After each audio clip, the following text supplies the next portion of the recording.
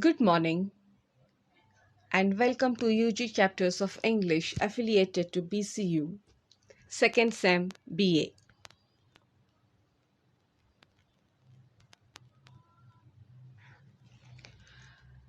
Yet another chapter, Mrs. Datta writes a letter. Written by Chitra B. Divakaruni. Source Resonance, 2nd Sem PA. Before we start the lesson, let's do some pre-reading activity or brainstorming. Students move from one country to another to pursue studies or for a career. How do they adapt themselves in the new environment? Contrast the role played by a woman in India and in America. Does race, culture, or ethnicity shape an individual's identity? Try to find the answers for the questions, and you will get really very interesting answers to this. And definitely, there will always be the cultural differences between different countries. And as far as it is considered, there is lot of variations between India and America. Let's know more about the author. Author Chitra Divakaruni was born in Calcutta, India on July 29, 1956 into a traditional middle-class Indian family. She lived in several Indian cities while she was growing up and then attended the University of Calcutta where she earned her bachelor's degree in English. Her family expected that she would get married after she finished her education and spend her time raising a family in India. However, in 1976, when she was 19, she immigrated to the United States. In 1978, she graduated with a master's degree in English from Wright State University in Dayton, Ohio. The next year, she married S. Murthy Divakaruni, although not in a traditional arranged marriage. In 1985, she graduated from the University of California at Berkeley with her doctorate in English. While she was a student at Berkeley, she volunteered at a women's center where she worked with abused women. This experience inspired her in many ways. After school, she taught creative writing at Diablo Valley College in 1989 to 1989. Sorry, by mistake, 1987 to 1989. She also began writing her own poems. So let's know more about the text now and the story. The story, Mrs. Datta writes a letter. The story revolves around the first generation diaspora woman, Mrs. Pramila Datta, who leaves India and immigrates to the USA. Mrs. Datta looks forward to a happy life with her son and his family. However, she finds that she is ill-prepared for life there as a wave of nostalgia sweeps her. Although she feels alienated, displaced, and fervently yearns for her home in India, she attempts to adapt and learn to accept life in America. The story relies on a unique plot device which helps to drive it forward.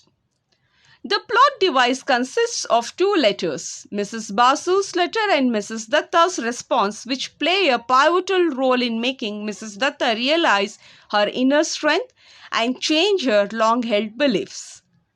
She finally explores her inner voice to fight her pretentious hollow of happiness to a real one. There is a different story in India and America about women. In India, women are subjected to think others' happiness before she keeps her happiness in the line. But in America, it is not so.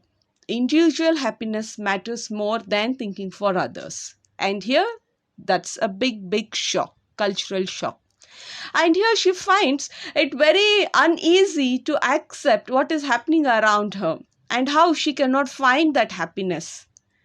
And finally, she gains what is that which makes her happy and what is that which she is longing for. That's the story all about. Let's know the characters of the story.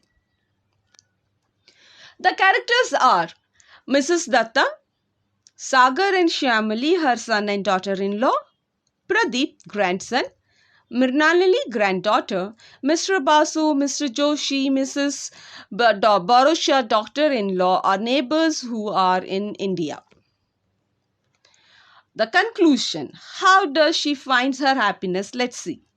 Mrs. Datta writes, I cannot answer your question about whether I am happy, for I am no longer sure I know what happiness is all about. All I know is that it isn't what I thought it to be. It isn't about being needed. It isn't about being with family either. It has something to do with love. I still think that, but in a different way than I believed earlier. A way I don't have the words to explain.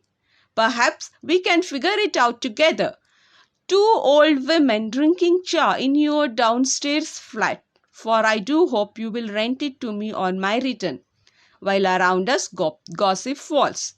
But lightly, like summer rain, for that is all we will allow it to be. If I am lucky, and perhaps in spite of all that has happened, the happiness will be in the figuring out. So here she finds that happiness is being loved and to give love. The pointers for you to take from this story are: Mrs. Datta Writes a Letter was first published in the Atlantic Monthly in 1998. The story explores the cultural shock faced by Indian women who have had much immigrations. Mrs. Datta, an Indian widow, boasts to her sense of duty and pressure from her Calcutta relatives. Through the story, Mrs. Datta tries to answer her Calcutta friends' question about whether or not she is happy in America. But she keeps putting her response letter aside. She is afraid to explore how really she feels, since this may conflict with her loyalty to her family. However, through a series of cultural conflicts, she finally gains the strength to be honest with herself and about her unhappiness. So, Mrs. Datta Writes a Letter from encyclopedia.com. You want to know more about what is all happening, you can watch some movies related to the same topic. But I would like to suggest you to watch the movie English Winglish, and how there are a lot of cultural shocks which is being faced in that movie by the protagonist. So just try to watch it and try to understand the lesson. It's a really beautiful lesson. Signing off, Alyanas. Stay home, stay safe.